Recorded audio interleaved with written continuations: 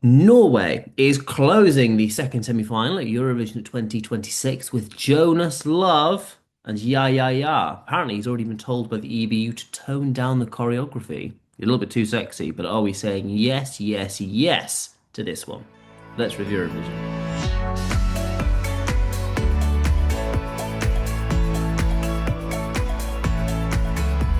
Yeah, Norway's going for the sort of hip thrusting, gyrating vibe this year. There's a lot going on. Hopefully, he doesn't dislocate a hip. Can you dislocate a hip? I don't know. I'm going to Google it and find out by the end of this review. But Norway will be doing whatever they can to get out of the second semi-finals. Performing last, we'll get to qualification chances later on. But what do you make of the song, Emily?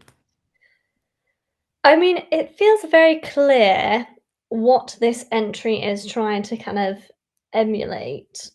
And so I think the problem is, what he's wearing, and now we're starting to see the kind of rehearsal videos come out. I mean, he is wearing something pretty similar to Maneskin.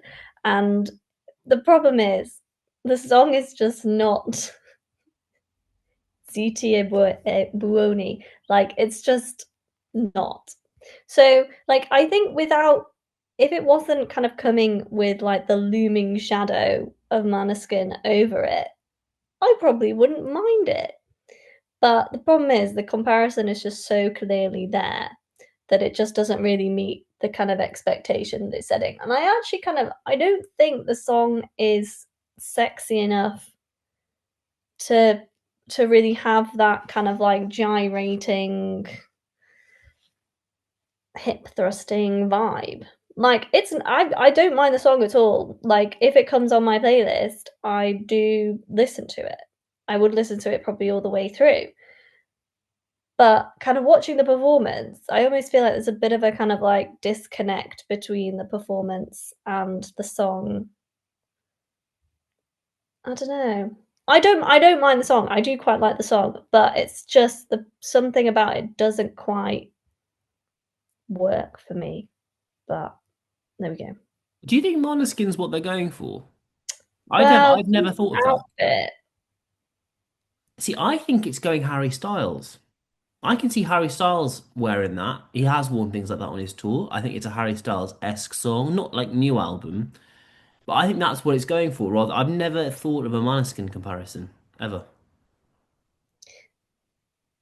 For me, it's the costume and it's the rock and it's the kind of intense look into the camera. But Yeah, maybe that's it. Yeah, I mean, it's not a comparison I've ever thought about really. It's not vintage Norway. Let's put it that way. It's not, I do quite like it when it comes on. I listen to it. I kind of find it engaging enough. I think it's a bizarre choice to close the semi-final. We said that with Serbia as well. It's a weird one to close.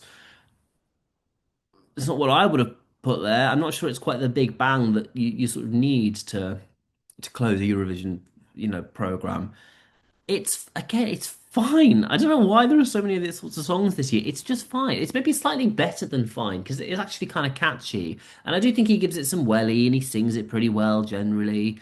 And there is an energy behind it. So there is a personality here that a lot of entries. I know we've just reviewed Ukraine doesn't necessarily have, and I don't think there's personality necessarily in Belgium. There is a charisma here that is somewhat votable, but it's not. I don't quite get what the song's trying to do, or trying to say, or trying to. Not every song has to have a message, obviously, but it's just. You kind of feel like it was written to be catchy rather than to actually do anything. So yeah, it's an interesting one. Not Norway's best. And as such, a lot of people are questioning whether it will qualify from the second semi-final. It's got the best running order that it could hope for, we think. It's going 15th out of 15. It's got Malta, that very dramatic Bond-esque ballad immediately beforehand. I mean, Norway, uh, they did pretty well last time it was in Vienna, and I think they've qualified every time since 2016, I think. That's probably wrong. I mean, I'm gonna if I I edit was that gonna it's say wrong. that maths. I feel like they mustn't have done.